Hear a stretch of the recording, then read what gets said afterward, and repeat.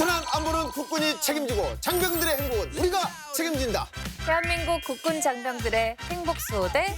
우리는 장병 여러분께 꽤나 진심인 편입니다. 열린 병영 소통하는 병영으로 여러분들에게 한 발짝 성큼 다가가는 여기는 행군입니다. 반갑습니다. 반갑습니다. 그래요. 네네. 자, 호국 보훈의 달을 맞아서 지난주에 저희가 현충원에서 촬영을 했지 않습니까? 네네. 근데 아직까지도 그 진한 여운이 남아 있어요. 맞아요. 네. 저도 그래요. 우리가 살면서 감사해야 할 분이 너무나 많다는 걸 다시금 실감하는 시간이었는데요. 자, 6월은 나라를 위해 희생하신 그분들을 기억하는 시간이 됐으면 합니다. 네, 저도 이맘때 연평도 해상을 지킨 영웅들이 생각이 나는데요. 두 차례에 걸쳐 NLL 남쪽 연평도 인근에서 북한 경비정과의 전투가 또 있었잖아요. 단기 30분간 벌어진 교전 끝에 승리를 했지만 안타깝게도 6분이 전사를 하셨고 19분이 부상을 당하시기도 하셨습니다. 네, 맞습니다. 작년부터는 제2 연평해전을 승전의 역사로 다시 기록하고 있는데요. 매년 열리던 기념식을 승전 기념식으로 바꿔 부르고 또 전적비도 전승비로 교체됐다고 합니다. 네, 승전 기념식 전승비.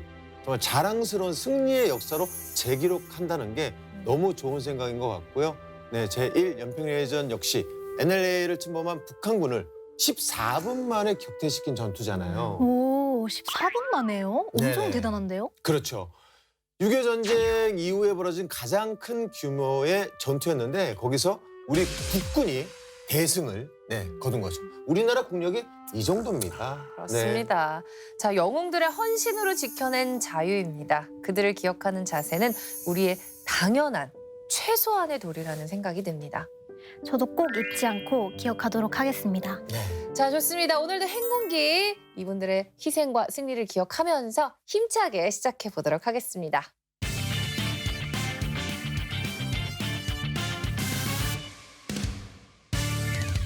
대한민국 국군 장병의 행복 병영 프로젝트 행군기 그 첫 번째 코너입니다. 네, 55만 국군 장병, 275만 예비역들의 리얼 공감 프로젝트 구사군번. 김대희 씨도 TV를 시청하고 있는 23군번도 함께해요. 보기만 해도 재밌는 사연, 유용한 정보가 쏟아지는 충성! TV 앞으로 모여! 충성TV! 네, 오늘은 또 어떤 부대가 기다리고 있을까요? 정군 부대자랑! 자, 여러분 다 같이 한번 외쳐볼까요? 전군! 리믹스 됐어. 전군! 정말 목소리. 전군! 리믹스. 주목! 안녕하세요! 야, 이민수까지 우리 와 제작진이 오, 예! 전군 오셨어요?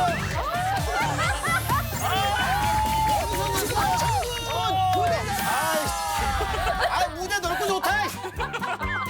네. 바뀌니까 뭔가. 아, 네, 좋다. 예. 마이크가 빠질 정도. 네.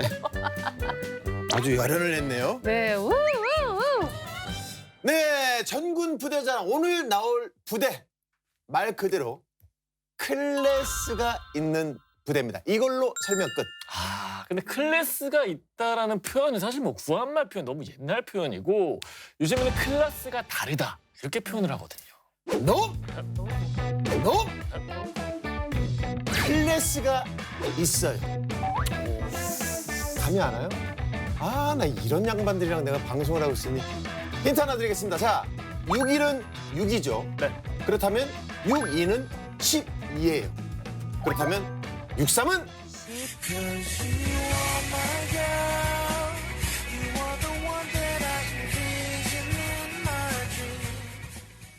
6-3은 빌딩이죠. 자, 그렇다면 효자수 6-4는 구단 뗐습니다. 24 아닙니까? 제가 힌트를 드렸잖아요. 예? 이 사람들. 6-4는 육군 사관학교죠. 예?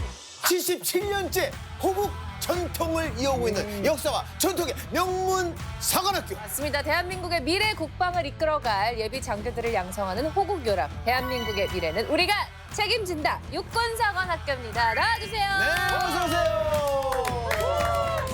반갑습니다. 반갑습니다. 네, 반갑습니다. 야, 멋지다.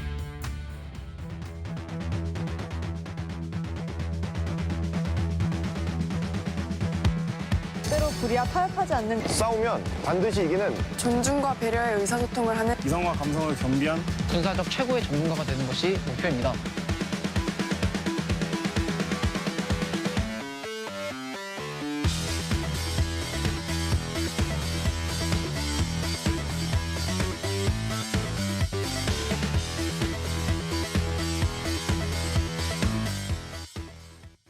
네, 안녕하십니까. 저는 육군사관학교 졸업생이자 현재 육군사관학교 훈육장교인 대위 고유진입니다.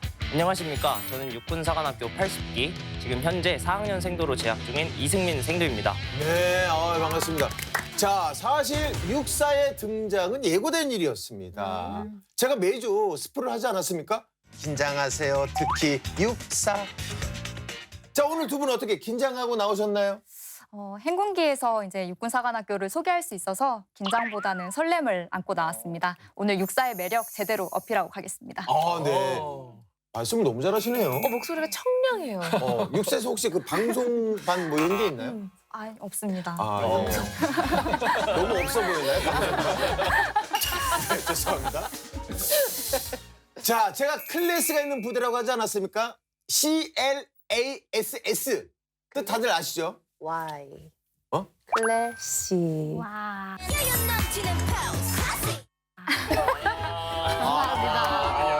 이거 짜신 거 아니에요? 그런 거예요? ASS Y. 와. 하지만 여기는 Y는 없고요. 없고요. 네, 네. CLASS. 육사에는 찐 수업이 있습니다. 네. 그렇죠. 그렇죠. 학교니까. 그러니까요. 학교니까 그렇죠. 그렇네요. 네. 네. 자, 근데 육군사관학교 진짜 학교잖아요. 근데 저희가 부대라고 소개를 해도 될까요? 네, 됩니다. 육군사관학교는 육군본부 직할 부대입니다. 사관학교이면서 동시에 하나의 부대라고도 볼 수 있습니다. 1학년부터 4학년까지 총 1000여 명의 사관생도들로 구성된 생도여단과 학교본부, 교수부, 행정부, 그리고 근무지원단으로 구성되어 있습니다. 네. 그러면 육군사관학교 학생들은 학생이면서 동시에 군인인 건가요? 네, 그렇습니다. 육군사관학교는 육군에서 정예 장교를 양성할 목적으로 설립한 4년제 특수대학교입니다. 생도들은 졸업과 동시에 소위로 임관하게 되는데요. 졸업 전까지는 소위 바로 아래 계급인 준사관의 대우를 받으면서 현역 군인의 신분으로 생활을 하게 됩니다. 네. 사실 뭐 졸업을 하면 소위로 인간한다라는 건 알았는데 이게 생도들도 군인 신분이라는 거는 저는 몰랐거든요. 저도요.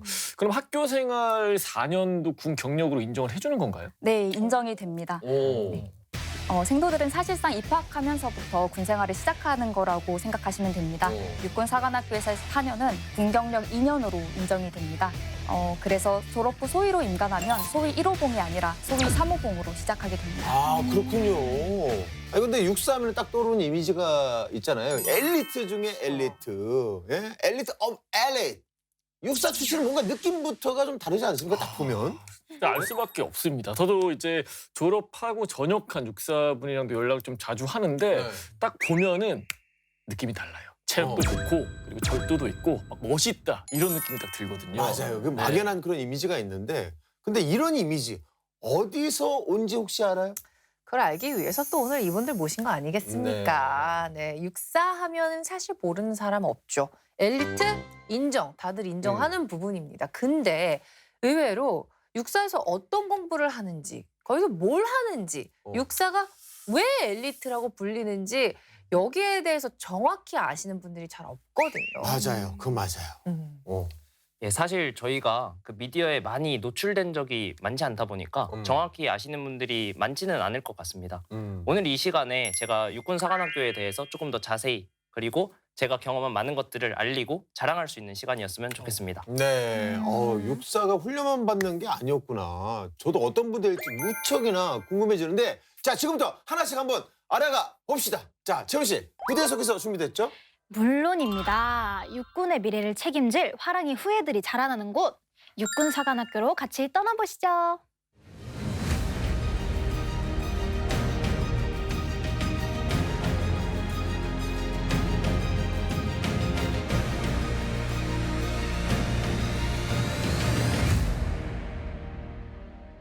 육군사관학교 개교일은 광복 직후인 1946년 5월 1일인데요. 올해로 개교 77주년을 맞았다고 합니다. 정말 대단하죠? 네. 광복 직후면은 거의 우리나라 국군과 역사를 같이 했다고 봐도 되겠네요. 그러니까요. 맞습니다. 1946년에 개교한 육사는 1950년 잠시 휴교를 해야만 했는데요. 이유는 다들 아시죠? 아, 그렇죠. 네. 1950년이면 6.25 전쟁 때문이겠죠. 네, 맞습니다. 그런데 이 6.25 전쟁에 육군사관학교 생도 1기와 2기생들이 용감하게 참전했다고 합니다. 아, 그래요. 네, 맞습니다. 당시 생도 1기는 262명, 생도 2기는 333명이었는데요. 생도 1기는 졸업을 준비 중이었고 생도 2기는 50년도 6월 1일에 입교한 뒤 이제 막 기초 군사훈련을 받는 중이었습니다. 6월 25일 전쟁이 발발하고 전세가 불리하게 흘러가자 육군사관학교의 4개 중대 생도 대대가 급히 전투에 참전하였습니다. 어떻게 보면 나라가 필요한 순간에 딱 하고 바로 나선 거네요. 네. 당시 생도들은 적에 비해 화기나 장비가 열악했지만 끝까지 저항했습니다. 적에게 많은 타격을 입혔고 목숨을 걸고 싸웠습니다. 생도 1기, 2기의 절반가량이 전투 중 전사했고 살아남은 생도들은 장교로 임관한 이후에도 6.25 전쟁이 끝날 때까지 악전고투하며 전선에서 싸웠습니다. 네. 생도 2기는 6월 1일에 갓 입교를 한 상황에서 25일에 전쟁이 발발한 거잖아요. 그러니까요. 그러니까 완벽하게 훈련이 되지 않은 상태에서 전장에 나간다는 게 엄청난 용기가 필요한 일이었을 그렇죠. 것 같아요. 예, 사실 그분들의 용기는 저희 생도들에게 귀감이 되고 있습니다. 교내에는 이분들을 기리기 위한 참전 생도상이 지금 마련되어 있는데 이 참전 생도상 앞을 지날 때마다 저희 사관생도는 그 사관생도의 신분으로 전투에 참전하셨던 생도 1기 그리고 2기 선배님들의 임전무태 정신을 떠올리면 마음이 좀 엄숙해집니다. 국가와 군이 위기에 빠졌을 때 가장 먼저 발벗고 나서는 것이 저희 육사 생도의 정신이라고 생각합니다. 네, 6.25 전쟁 그 현장에도 우리 육사 생도들이 있었군요. 나라를 위해서 용감하게 싸우신 그분들의 희생 결코 잊지 말아야겠습니다. 자, 그럼 육사는 6.25 전쟁 때 잠시 휴교했다가 다시 문을 연 거죠? 네. 전쟁 중에 잠시 휴교했던 육사는 1951년 경남 진해에서 다시 개교했고요. 정쟁이 끝난 1954년에 오늘날 육군사관학교가 위치한 서울특별시 노원구로 다시 이전해서 지금까지 그 역사를 이어나가고 있습니다. 네. 77년의 역사와 전통을 자랑하는 육군사관학교이다 보니 육사에서 배출해낸 훌륭한 분들도 너무나도 많잖아요. 네. 그런데 특히 우리 육사생도들이 정말로 자랑하고 싶은 선배님이 또 특별히 있으시다고요? 예, 맞습니다. 제가 소개해드리고 싶은 분은 바로 교내에 동상이 세워져 있을 정도로 생도들에게 정말 큰 귀감이 되는 선배님이신데 바로 육사 16기 선배님 강재구 소령님이십니다. 강재구 소령님은 어떤 분이신가요? 군인의 희생정신이 무엇인지 몸소 보여주신 선배님이십니다. 1965년 월남전 파병을 앞두고 수류탄 훈련을 실시하던 중에 이등병의 실수로 수류탄이 중대원들 한가운데에 떨어졌습니다. 당시 현장엔 100여 명의 중대원들이 있었는데 이 위험천만한 상황에서 수류탄으로 몸을 날리신 분이 바로 강재구 소령님이십니다. 강재구 소령님은 중대원들을 살리고 장렬히 산화하셨습니다. 아, 그 찰나의 순간에 어떻게 그런 선택을 하실 수 있었는지 정말 살신성인의 정신이 무엇인지 몸소 보여주신 진정한 영웅이시네요. 예, 강재구 소령님은 군사 전문가로서 뛰어난 역량을 갖추신 분이었고 또 부하들을 사랑하는 분이셨습니다. 부하들을 위해 살신성인하신 강재구 소령님의 희생정신은 육사 후배들에게 큰 귀감이 되고 있습니다. 네. 정말 그런 상황에서 수류탄으로 몸을 날릴 수 있는 사람이 네네. 정말 몇이나 될까요? 네, 후배들에게 정말 좋은 귀감이 되는 분인 것 같습니다. 네. 자, 그럼 계속해서 부대 속에서 살펴볼까요? 네. 육사에는 생도들이 가슴 깊이 새겨두는 3개의 문장이 있다고 해요. 뭐지? 바로 사관생도 신조인데요. 이승민 생도님 보여주시죠. 예, 사관생도 신조 한번 보여드리겠습니다. 그래요. 네, 좋습니다. 자, 제대로 멋있게. 네. 자, 6세 명예를 걸고. 사관생도 신조. 하나, 우리는 국가와 국민을 위하여 생명을 바친다. 둘, 우리는 언제나 명예와 신의 속에 산다. 셋, 우리는 안일한 불의의 길 보다 험난한 정의의 길을 택한다. 이야, 너무 잘했어요. 아, 좋습니다. 예. 아니, 이 한 문장 한 문장이 뼈대에 있는 어떤 그 가문의 기품이 느껴지는 것 같아요. 달라요. 아니, 이 신조는 항상 외우고 다니는 거예요? 예, 맞습니다. 매일 아침 점호 때마다 이 신조를 크게 외치면서 신조를 잘 지키는 하루가 되도록 다짐합니다. 네.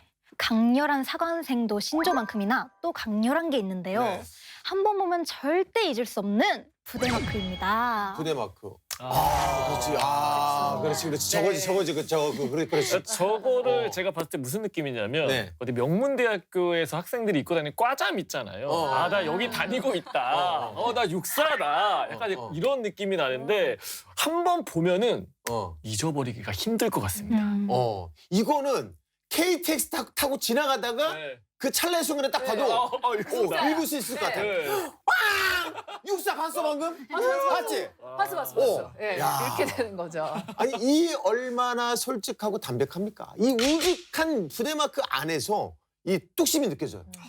어떤 의미입니까? 네, 강건한 서체로 표현한 육사라는 글씨는 힘찬 육사 정신을 상징합니다. 녹색의 바탕은 육사의 정체성인 육군을 상징하고 백색의 원은 육사인의 단결과 단합을 상징하는 동시에 하나의 원을 이루고 싶은 마음, 즉 조국 통일의 염원을 상징합니다. 네. 굉장히 단순해 보이는 디자인 안에 육사의 의지와 뜻을 알차게 담고 있는 것 같습니다. 이게 아쉽지만 여러분, 전군 부대 자랑은 여기까지입니다. 벌써? 물어볼 게 너무 많은데. 아직 안 한 것 같은데 다? 네, 지금부터는 네. 전군 학교 자랑!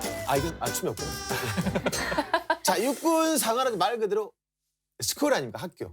네, 그런데 우리가 생각보다 육군 상하학교 학교에 대해서 아는 게 너무 없어요. 저도 그렇고. 그러면 혹시 이승민 쌤도는 전공이 뭔가요? 저는 현재 경영학과에 재학 중에 있습니다. 경영학과. 예. 그리고 이런 일반 경영학과 이런 것과 다르게 네. 또 군사학 전공도 이수하고 있습니다. 예, 육사는 본인이 선택한 학과 전공도 이수를 해야 하지만 전생도 모두 군사학 학위 과정도 이수해야 합니다. 그래서 졸업 시에는 2개의 학사 학위를 취득하게 되고 즉 복수 전공이 졸업 요건입니다. 네.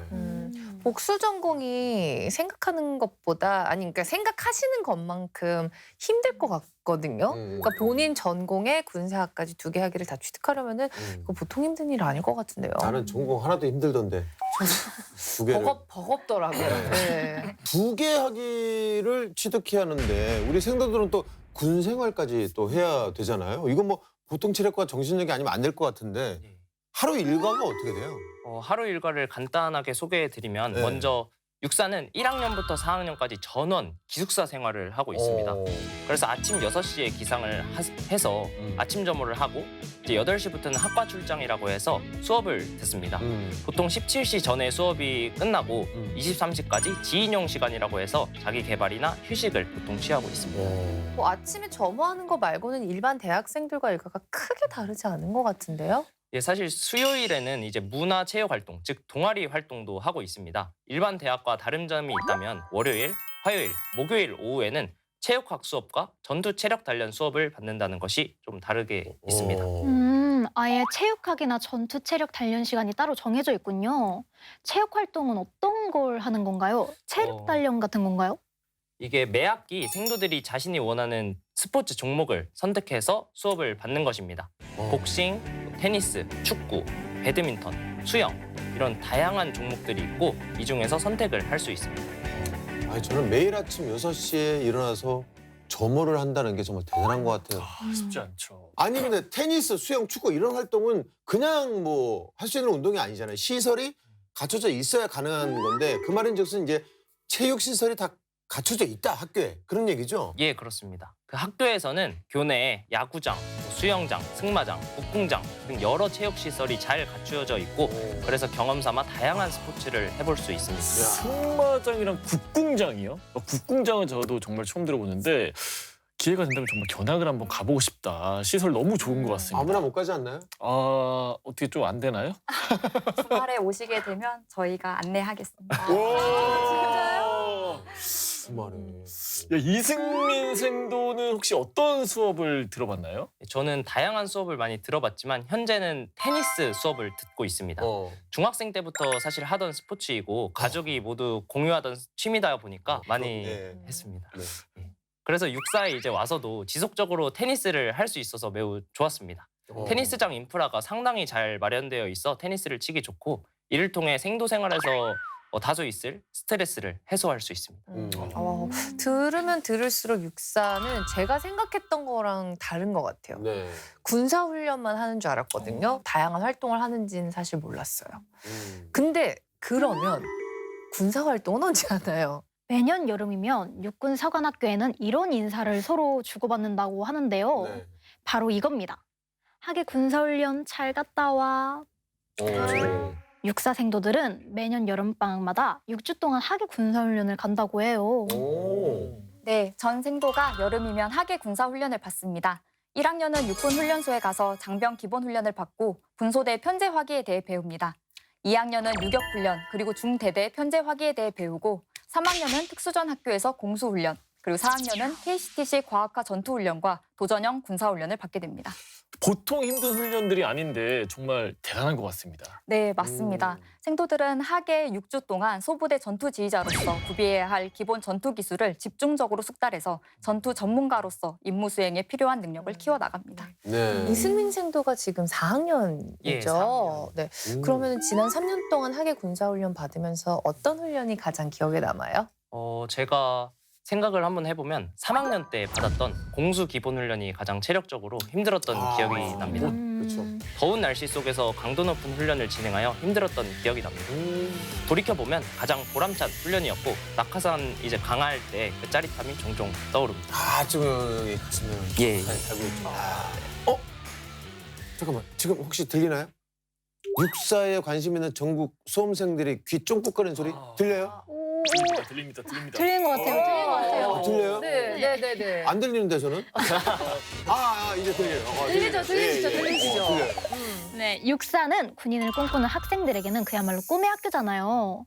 어떻게 입학할 수 있나요? 수능 시험을 잘 봐야 하는 건가요? 수능 시험도 잘 봐야 되지만 자체적인 평가도 통과를 해야 됩니다. 1차 시험과 2차 시험으로 나뉘는데 1차 때는 국영수, 과목 필기 시험을 보고 2차 때는 수험생들을 조로 나누어서 1박 2일 동안 신체 검사, 체력 검정, 그리고 면접 시험을 봅니다. 네. 그럼 국영수 자체 시험이 따로 있는 거면 수험생들은 수능하고는 별도로 또 공부를 해야 되는 건가요? 자체 시험이 따로 있긴 하지만 수능 공부를 열심히 하면 풀 수 있는 문제들이기 때문에 별도로 공부를 한다기보다 수능 공부를 열심히 하면서 사관학교 기출 문제를 함께 풀어보는 것이 도움이 됩니다. 그래서 제가 이제 포기했어요. 네. 잘하셨네요. 수능은 저도 학력고사 세대야 자신 있었는데 같이 이 사관생들 기출문제 같이 병행해서 풀어보는 게 그게 조금 제가 안 돼가지고 그러면은 네. 체력 검정은 기준이 어떻게 되는 건가요? 올해부터 체력 검정이 5개 항목으로 바뀌었는데요. 상대 악력, 교차 윗몸 일으키기, 20m 왕복 오래 달리기, 10m 왕복 달리기, 그리고 제자리 멀리뛰기입니다. 이 중 20m 왕복 오래 달리기가 합격의 관건이 되는데 남학생은 40개, 여학생은 18개 이하를 달릴 경우 총점과 상관없이 불합격하게 됩니다. 근데 제가 알기로는 육사를 선발하는 인원은 많지는 않은데 또 지원하는 학생들이 워낙 많다 보니까 경쟁이 치열하다고 알고 있거든요. 합격 비결 있나요? 제가 지원을 했을 당시 경쟁률이 남생도는 40대 1, 여생도는 약 110대 1이었습니다. 저는 공부도 열심히 했지만 체력 검정에 많은 노력을 쏟았습니다. 수험생활 하면서 운동도 꾸준히 했기 때문에 합격할 수 있었던 것 같습니다. 잘난 척하지 마. 속마음이 나왔네요. 네. 그러니까 정리하자면 결국에 공부도 열심히 하고 체력도 열심히 길러야 된다는 거네요. 네. 근데 보통 지원자를 선발하는 부대들 보면 시험 통과하고 체력 검정도 이게 통과를 해도 또 하나 관문이 남아 있더라고요. 네. 보통 기초 훈련을 통해서 최종 인원을 선발하던데 육사도 그런 게 있나요? 예, 육군 사관학교에는 정식 입교 전에 받는 화랑 기초 훈련이 있습니다.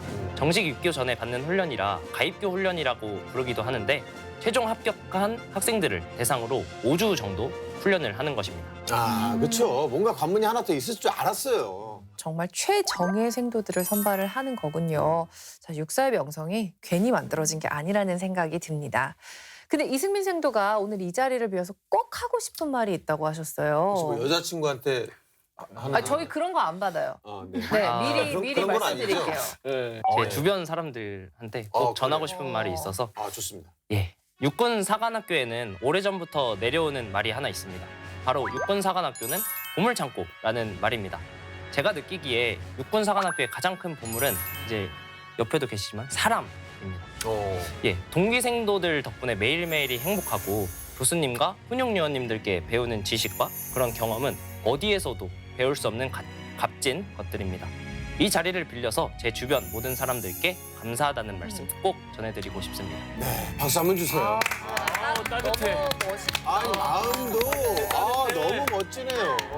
네. 아니 그리고 제가 그 아까 녹화 전에 잠깐 사담을 나눴는데 우리 이승민 승도는 그 아버님의 뜻을 받들어서 아버님의 뒤를 이어서 군인의 길을 걷기 위해서 육사에 지원을 했다고 들었어요. 맞습니다. 그렇죠? 맞습니다.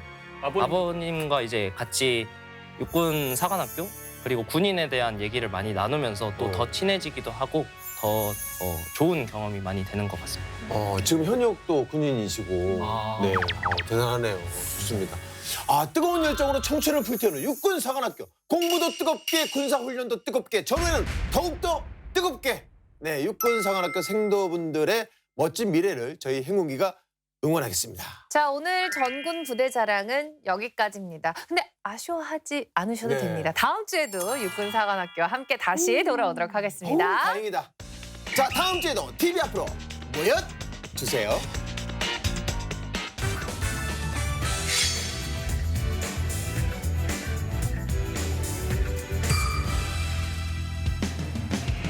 대한민국 국군 장병들의 인권을 사수하라. 행복한 내를 위해 그날의 사건을 되짚어보는 사건의 재구성 시간입니다.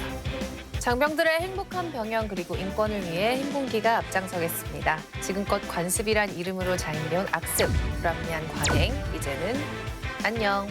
군에서 벌어진 하나의 사건을 다각도로 짚어보고 문제점을 하나하나 살펴보는 사건의 재구성입니다. 육군부문 과학수사센터 윤대중 수사관님, 오늘도 사건의 재구성 함께 하십니다. 반갑습니다. 네, 안녕하십니까. 윤대중입니다. 오늘도 과학적인 시선으로 범죄자의 심리를 꿰뚫어 보겠습니다. 중앙지역 군사법원의 원보람 법무관님도 함께 하십니다. 반갑습니다. 안녕하세요. 원보람 법무관입니다. 자, 오늘의 사건 바로 만나보겠습니다. 달콤한 휴가를 마치고 복귀하던 A병사였습니다. 차라리 복귀하지 말고 잠수를 탈까 하는 생각까지 들 정도로 괴로워했다고 합니다. 설마 아니겠죠? 다행히 A병사는 마음을 고쳐먹은 상태였죠.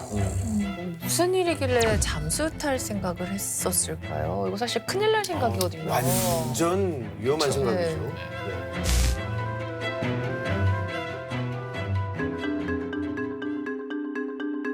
한 남자가 부대 정문을 향해 발걸음을 옮기고 있었습니다.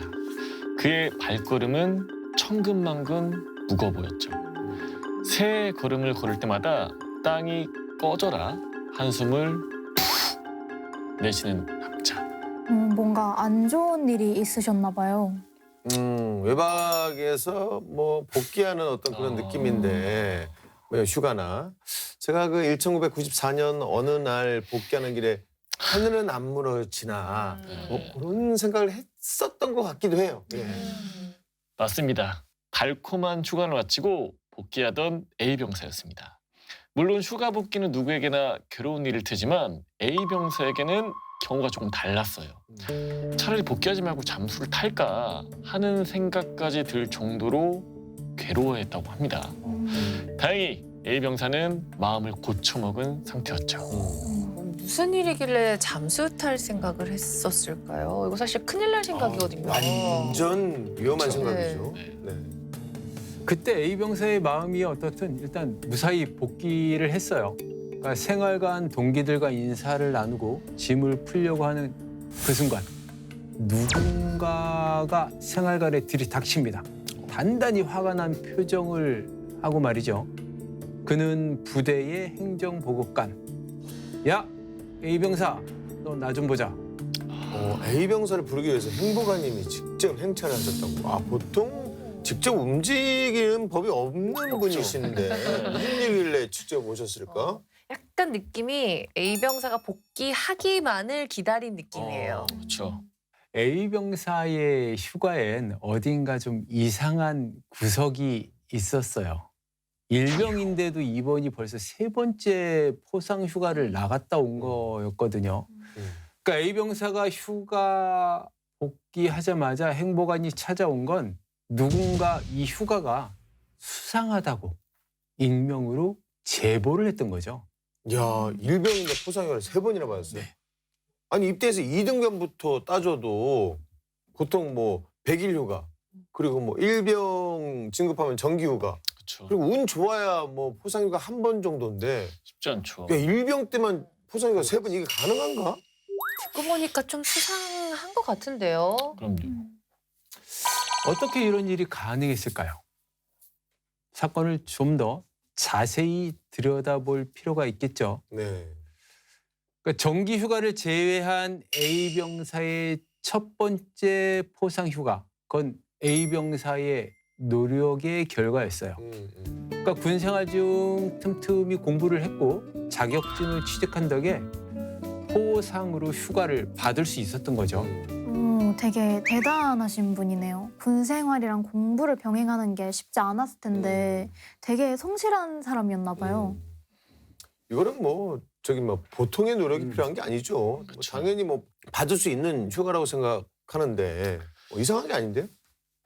A 병사의 두 번째 포상 휴가도 겉으로 보기엔 전혀 의심의 여지가 없었습니다. 요즘 군대 내에서 병사들 체력 증진을 위해서 자체적으로 포상휴가 제도를 운영하는 거는 다들 아시죠? 당연히 알고 있습니다.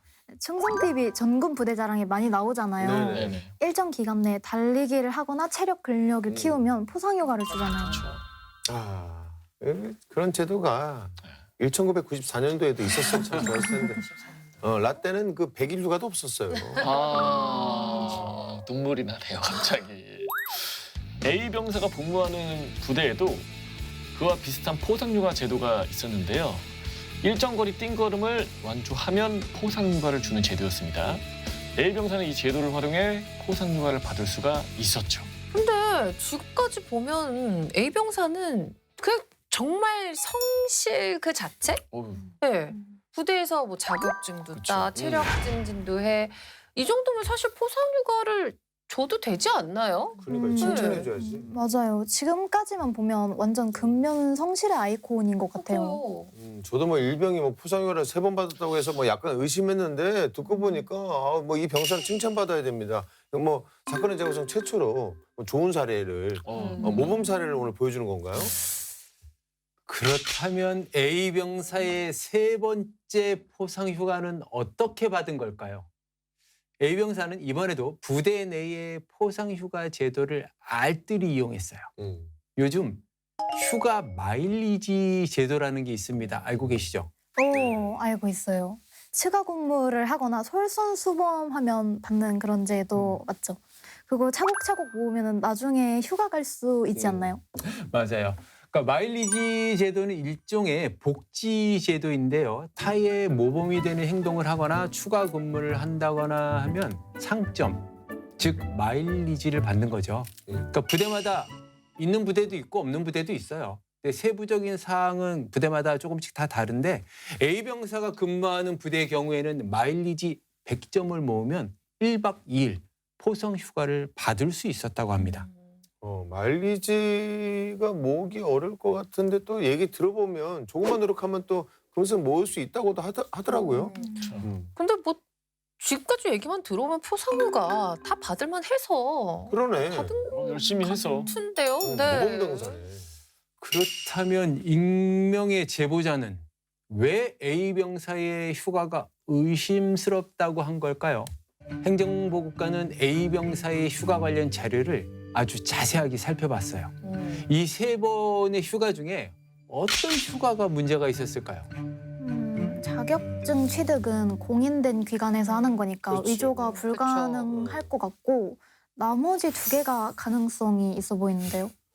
굳이 한번 뭐 따져보자면 마일리지 제도 같은 경우에는 악용하자면 악용할 수도 있지 않을까 싶은데요. 그렇다고 하기엔 뭔가 애매한 구석이 있었습니다. A 병사는 솔선수범의 아이콘이었거든요. 평일은 물론 주말에도 작업이 있으면 발 벗고 나서기도 하고요. 부대에 떨어진 쓰레기가 있으면은 죄다 줍기도 하고요. 헌혈도 적극적으로 하는 타입이었습니다. 물론 마일리지를 받기 위한 행동이긴 했지만요. 뭐 그래도 뭐 그래도 기특한 행동들 아닌가요? 네. 뭐 마일리지를 받으려고 한 행동이라도 네. 저는 굉장히 칭찬할 만하다고 생각을 해요. 네. 맞습니다. 그런데 여기서 행보가는 의심스러운 정황을 하나 발견합니다. A 병사가 이틀에 걸쳐서 한 번씩 상점을 받았던 거죠. 아무리 모범적인 병사여도 그건 좀 힘들 것 같은데요? 가능한가? 이틀에 한 번. 가능할 것 같기도 하고. 아니면 네. 마일리지를 누군가 조작할 수 있었던 건 아닐까요? 그러니까 이거 위조해가지고 이렇게 올리거나. 이게 원칙적으로 따져보자면 그건 불가능해요. 행보관이 인트라넷의 상점을 자기가 본인이 직접 입력하는 시스템이었기 때문에 좀 어렵죠. 근데 상점을 행보관만 주는 시스템이 아니잖아요. 다른 그렇죠. 간부 누군가가 뭐 줬을 수도 있고 그러면 누군가 이제 상점을 기록하고 취합해서 행보관에게 넘기지 않았을까요? 맞아요. 그 역할을 담당하던 병사가 있었어요. 바로 A 병사의 분대장인 B 병사였어요. 그럼 비병사랑 짜고 상점을 조작했던 건 아닐까요? 둘 이렇게 콩짝콩짝. 그래서 행보관은 비병사를 부릅니다. 그리고는 묻습니다. 도대체 왜 그렇게 했냐 말이죠. 한참을 아무 말도 없던 비병사. 행보관은 꾀를 썼습니다. A 병사가 다 말했어. 솔직히 말하면 감안해줄게. 그랬더니 B병사가 정말 뜻밖의 말을 합니다. 20만 원 받은 거 걔한테 다시 돌려주겠습니다. 없던 일로 대신 해주십시오. 이게 무슨 말이죠? 20만 원이요? 설마 돈으로 마일리지를 거래했나? 야. 한번 물꼬가 트이기 시작하자 B병사는 술술 그간의 일을 털어놓기 시작을 합니다. 처음에는 휴가 나가보려는 A병사가 귀여워 보였다고 해요. 아침 저녁으로 꼬박꼬박 하루도 빼놓지 않고 간식을 사다 나르는가 하면 청소도 대신 해주고 과물때도 대신 정리를 해줬다고 합니다. 대신에 마일리지 취합을 할 때 자기 이름 옆에 상점을 써달라고 했다고 합니다.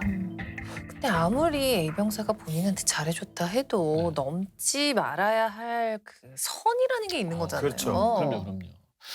그런데 이제 하도 간곡하게 애원하는 통에 B병사는 1점, 2점씩 슬쩍 A병사의 상점을 올리기 시작을 했던 거죠. 그러던 어느 날의 일이 생기는데요. 생겨야지. 네. 생겨야 돼. 여기는 사건의 재구성입니다. 그건 A병사가 마일리지를 90점까지 모았을 때 생긴 일이었습니다. 당시 A병사는 여자친구와의 기념일을 앞두고 있었는데요. 무조건 휴가를 나가야 된다면서 혈안이 되어 있는 상태였고요. 저 이번에 꼭 휴가 나가야 됩니다. 행보관이? 모든 뭐 군인들이 나가고 싶고 나가고 싶은 마음은 이해는 되지만 이건 그럼요. 아니지. 지금까지 모은 그 마일리지도 떳떳하게 모은 게 아니잖아요. 그렇죠. 딱 10점만 있으면 휴가를 나갈 수 있는 A 병사는 B 병사에게 매달리기 시작했어요. 10점만 채워달라고. 여러분들 같으면 이런 요구 들어주시겠습니까? 나머지 뭐 군생활 뭐 절대. 군기 교육대에 살 일 있습니까? 절대 안 하죠. B 병사의 생각도 마찬가지였어요. 그래서 슬쩍 농담을 건넸는데요. 10점을 한 번에 올리는 건 무리야. 1점당 2만 원. 그래서 20만 원이면 모를까. 진짜 농담이었을까요? 저도 네. 같은 생각이에요. 이게 네. 어느 정도 현실 가능성 있는 얘기를 던졌기 때문에 이거는 맞아. 농담을 가장한 진담이었던 것 같아요. 그러니까 농담이어도 안 되고 진담이면 정말 더 안 되고 그렇죠. 이런 말은 사실 입 밖에 내뱉으면 안 되는 말이에요. 안 돼! 안 돼. 일단 됐고. 안 돼. 근데 A 병사가 덥석 이 제안을 물어버린 겁니다. 그러니까 이게 말을 꺼냈으면 안 되는 말이었다니까요. 졸지에 20만 원을 손에 쥔 B 병사는 이러지도 저러지도 못하고 있다가 결국 A 병사의 마일리지에 10점을 올려줬고요. 덕분에 A 병사는 포상 휴가를 다녀올 수 있었던 겁니다. 이걸 이렇게 악용하라고 만든 제도가 아닌데. 그렇지. 이러면 안 되죠. 진짜 어떻게 마일리지를 돈으로 주고받을 생각을 할 수가 있는 거죠? 그러면 설마 아까 그 익명의 제보자가 제보했다 그랬잖아요. 그 익명의 제보자가 비명사 찔려가지고 양심 고백을 한 건가? 그런가 보다. 익명의 제보자의 정체는 정말 의외의 인물이었어요. A 병사의 두 번째 포상 휴가 혹시 기억나시나요? 두 번째가 뭐였지? 설마 뜀걸음으로 포상휴가 받은 게 조작된 거였나요? 근데 이거 조작할 수가 없지 않아요? 어떻게 조작할 수가 있죠? 사실 A 병사는 뛰는 걸 극도로 싫어했다고 합니다. 그때 자대 배치를 이제 막 받은 C 병사가 눈에 띄었는데요. 이 C 병사 바로 체대 출신이었습니다. 설마 아니겠죠? 이게 아마 들으면서도 좀 놀라실 텐데 A 병사는 자신의 스마트 워치를 C 병사에게 건넵니다. 너 어차피 최대 출신이고 잘 뛰니까 이왕 뛰는 거 이거 차고 뛰어라. 그러면 군생활 편하게 해줄게. 야, 본인 스마트워치를 다른 사람한테 넘겼다고요. 네. 보통 부대에서는 뛴 걸음을 얼마나 뛰었는지 스마트워치의 기록을 통해서 확인을 하거든요. A 병사는 본인의 워치를 차고 뛴 C 병사 덕에 포상 휴가를 받을 수가 있었습니다. 차라리 이렇게 손으로 들고 이렇게라도 하던가. 진짜 이건 휴가 제도의 목적이랑도 안 맞잖아요. 그렇죠. 그러니까 자대 배치를 받자마자 A 병사에게 스마트워치를 건네받은 C 병사는 정말 당황스러웠다고 합니다. 그러니까 선임이 시키는데 안 하기는 그렇고 하기는 했는데 이게 조작이라는 걸 알고 나중에 본인도 연루돼서 처벌을 받을까 봐 되게 두려웠던 거죠. 그래서 이 사실을 익명으로 간부에게 보고했던 겁니다. 그나마 다행이네. 다행이죠. 게다가 A 병사가 워낙 휴가를 자주 나가니까 이를 이상하게 생각을 하기도 했고요. 그러니까 C 병사의 진술 덕분에 이 사건이 수면 위로 떠오르게 된 건데 여러분들은 이 사건 다들 어떻게 생각하십니까? 정말 간이 크다라고밖에 생각을 할 수가 없는 게 휴가는 정말 누구나 나가고 싶지만 당연하지. 이렇게까지 하면서 나가면은 걸릴 거라는 생각을 못했을까 싶거든요. 네. 근데 그 와중에 자격증은 땄네요. 그거 하나. 네. 그거 하나는 제대로 한 거잖아, 지가. 더 얄미워. 아주 더 얄미워. 거기서 이제 포상 휴가의 맛을 본 거죠. 거기 첫 번째였으니까. 네. 첫 번째 포상 휴가였으니까. 맛을 딱 보니 포상 휴가 좋은데? 자, 휴가를 가고 싶은 마음은 너무 이해를 합니다. 그쵸. 근데 이러면은 안 되죠. 이건 아니죠. 상점 조작하는 거 그리고 아무것도 모르는 후임을 이용하는 거. 근데 이거가 크게 별 문제가 되지 않을 거라고 생각을 해서 이런 일을 한 걸까요? 그랬을 수도 있지만 엄청난 범죄를 지금 저지르고 말았어요. 네. 그러니까 단순하게 휴가를 나가기 위한 행동으로 보여지지만 이게 위계에 의한 공무집행 방해죄라고 하는데 이거 되게 큰 중대 범죄입니다. A, B 병사 모두 처벌 수위를 알았다면 이와 같은 행동을 하지 않았을 수도 있어요.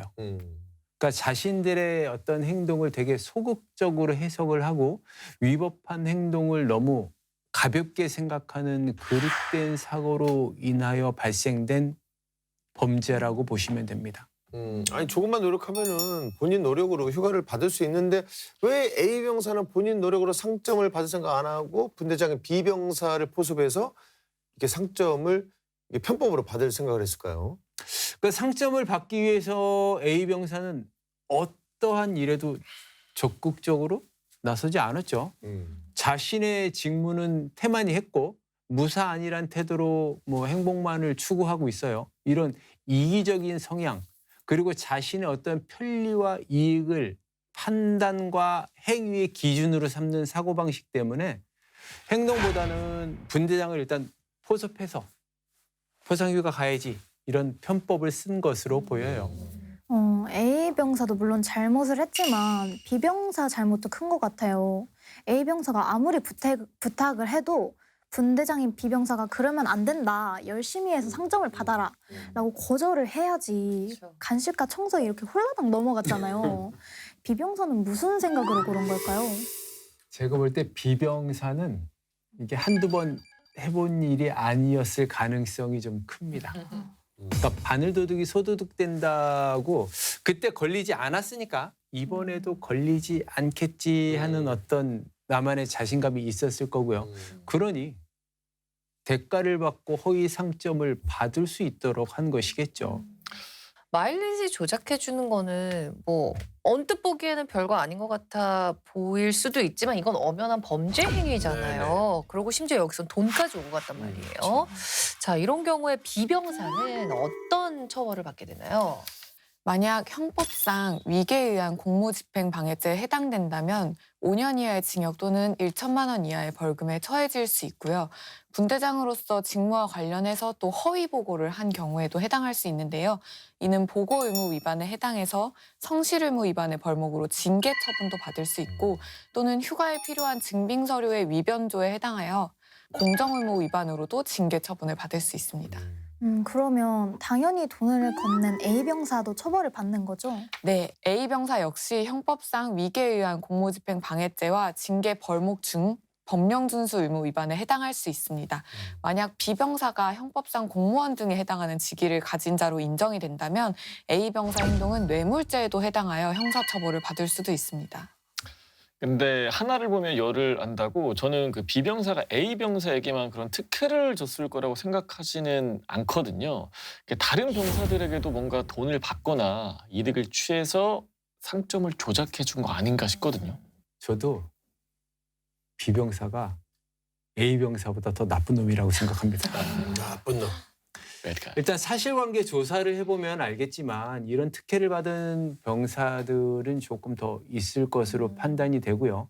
상점을 빌미로 돈을 받는 병사들도 상당수 있지 않았을까 하는 합리적인 의심을 해보게 됩니다. 이런 부조리는 반드시 뿌리 뽑아야 하고요. 네, 그럼요. 저는 그 후임인 C병사에게 띵거름을 대신하기 위해서 포상휴가 받은 것도 진짜 어이가 없어요. 네. A병사는 정말 그 일말의 양심도 없다는 생각이 드는 게 전 입은 지 얼마 안 돼. 신병이잖아요. 예?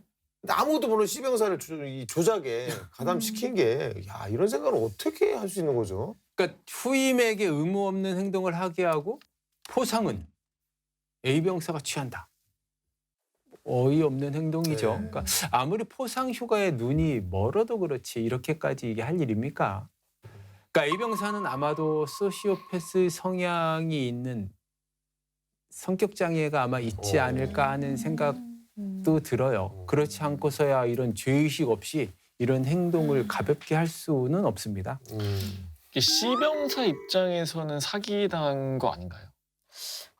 어쨌든 C병사는 A병사로 인해서 개인정비 시간 등 휴식권을 침해당했고 또 달리기라는 이 의무 없는 일을 하게 되었는데요.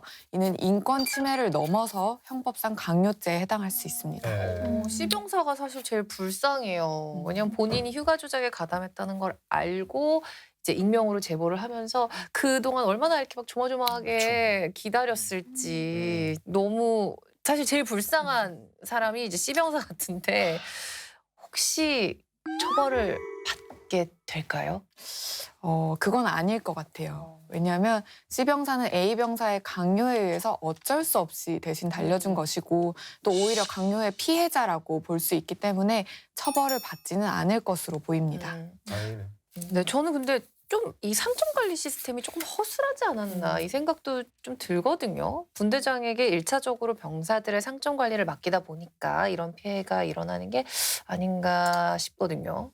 그렇죠. 이게 시스템도 문제가 좀 있어요. 그래서 지금 상벌점 제도를 폐지하는 부대들도 조금씩 증가하고 있는 추세이기도 하고요. 왜냐하면 병사들이 상점이 없는 일은 안 하려고 해요. 상점 있는 일만 하려고 하고. 그래서 상벌점 제도를 유지하는 부대들은 또 나름대로 시스템 보완을 통해서 간부들에 의해서 아니면 지휘관인 중대장에 의해서 상점 부여 현황이 정리가 되고 간부들끼리 상점에 대한 관리가 되는 그런 부대들도 많이 있습니다. 네. 자, 오늘의 사건 되짚어 보겠습니다. A병사는 포상 휴가를 받기 위해 분대장인 B병사를 포섭해 상점을 받아냈습니다. 그리고 후임인 C병사에게 대신 러닝을 하게 해서 이를 악용하고 포상 휴가를 받았는데요. 자, A병사는 어떤 처벌을 받게 되나요? A병사는 군형법상 근무기피 목적 위계죄에 해당합니다. 흔히 저희가 탈영이라고 말하는 네. 무단이탈죄와 동종의 범죄인데요. A병사처럼 휴가를 조작하여 나가는 행동 외에도 근무를 하기 싫어서 꾀병을 부리거나 다친 척을 하는 행위 등 모두 이 죄에 해당하게 됩니다. 이는 최소 1년 이하의 징역형에 처해질 수 있고요. 벌금형이 없는 매우 중한 범죄에 해당하게 됩니다. 또한 후임 병사에게 대신 러닝을 하게 한 행위는 형법상 강요죄 또는 군형법상 위력행사 가혹행위죄에 해당할 수 있습니다. 근데 이제 A 병사가 이렇게 강 큰 짓을 벌일 수 있도록 도운 이제 B 병사도 당연히 처벌을 받는 거겠죠. 네, B병사 역시 형법상 위계에 의한 공무집행 방해죄 또는 군형법상 근무기피 목적 위계죄의 방조범으로 처벌을 받을 수 있을 것으로 보입니다. 사실 B병사는 A병사에게 돈을 요구하는 등의 적극적인 행동을 했기 때문에 방조범에서 더 나아가서 공범, 즉 공동정범으로 처벌할 수도 있을 것으로 보입니다. 근데 A 병사가 이번 휴가뿐 아니라 이전에도 거짓 상점으로 이제 그 포상 휴가를 받아서 갔다 왔잖아요. 이미 다녀온 휴가라 뭐 다시 반납할 수도 없고 이건 어떻게 처리가 되나요? 사실 군인은 법령에 의해 부여된 휴가 외에도 지휘관의 재량으로 받을 수 있는 포상 휴가가 꽤 많습니다. 네네네. 그러나 A 병사는 아마 앞으로 남은 군생활 동안 지휘관으로부터 어떠한 포상 휴가도 받지 못하게 될 것 같습니다.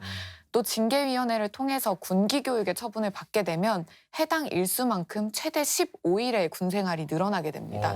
4박 5일 휴가를 받으려고 형사처벌을 받아서 전과가 생기고 또 징계처분을 받아서 군생활이 더 늘어날 위험을 감수하다니 정말 너무 어리석은 행동이었던 거죠. 아이고. 자, 조작으로 휴가를 나가는 병사들이 아직도 있다는 게 너무 충격적인데요. 자, 이를 방지하기 위해서 우리 군에서는 장병들을 대상으로 어떤 교육을 하고 있나요? 각급 부대별로 상벌점 제도 시행에 대하여 계획보고와 종합은 중대장 또는 행보관 등 간부에 의한 시스템 관리가 이루어지고 있습니다. 위법성 관련해서는 법무에서 군법 교육을 주기적으로 실시하고 있고요. 군사경찰에서는 안전 리포터를 통해서 사고 예방 교육이 이루어지고 있습니다. 네, 작은 거짓말이 큰 범죄가 되어서 돌아올 수 있습니다. 쉬운 편법을 택하기보다는 조금은 어려워도 나 자신에게 떳떳하고 전우들과 함께 웃을 수 있는 행동을 할 때 더 멋진 군인으로 거듭날 수 있지 않을까 생각합니다. 네, 국군 장병 여러분들의 소중한 인권을 지키기 위해서 국방 헬프콜 1303번이 24시간 365일 열려 있습니다. 여러분의 인권이 침해당했을 땐 언제든 도움을 요청하시길 바랍니다. 자, 오늘 사건의 재구성은 여기서 마무리하도록 하겠습니다. 모두가 웃을 수 있는 군대가 되는 그날까지 아름다운 병영 문화를 만들어가는 행군기가 함께합니다. 다음 주도 많은 기대 부탁드립니다. 차렷 경례 해군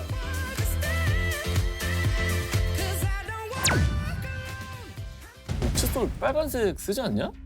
변기 닦는 거 내가 본 거 같은데. 네? 뚜껑을 열자마자 진한 알코올 향이 알코올 향. 근데 이건 장난이라고 하기에는 너무 심한 것 같은데. 그건 A병사한테 물어보니까 네. 사람이 싫은데 야 무슨 공포 영화 대사 같아. 저 약간 소름 돋았어요, 진짜. 졸업식에서 주문을 외웠다고요. 주문을 외워보자. 알아 역시. 아무도 안 따라해주면 어떻게 했어요? 아마 육군사관학교의 응원구호인 무라카를 외치는 걸 보신 것 같습니다. 무라카요?